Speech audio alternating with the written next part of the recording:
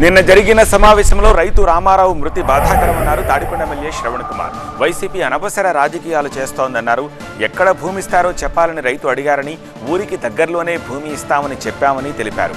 రైతు రామారావుకి 2 సార్లు బైపాస్ సర్జరీ అయిందని, దురదృష్టవశాత్తు నిన్న ఆయన చనిపోయారన్నారు. దీనికి వైసీపీ రాజకీయ వేదికగా మార్చుకుని శవ రాజకీయాలు చేస్తోందని విమర్శించారు ఎమ్మెల్యే శ్రవణ్ కుమార్. ఈ ఎవరైతే రోడ్డు ద్వారా నష్టపోతున్నారో, ఇల్లు కోల్పోతున్నారో వాళ్ళందరికీ కూడా ఆ లేఅవుట్లు డెవలప్ చేసిన తర్వాత మాత్రమే ఖాళీ చేసి ఇస్తారని కూడా తెలియజేశాం.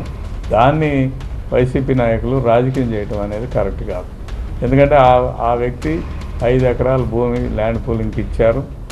అంతేకాకుండా మా దగ్గరకు వచ్చి నిన్న మంత్రి గారి దగ్గర మా దగ్గర చెప్పిన అంశం ఏంటంటే, స్పష్టంగా ఎక్కడిస్తారో చెప్పండి అన్నారు.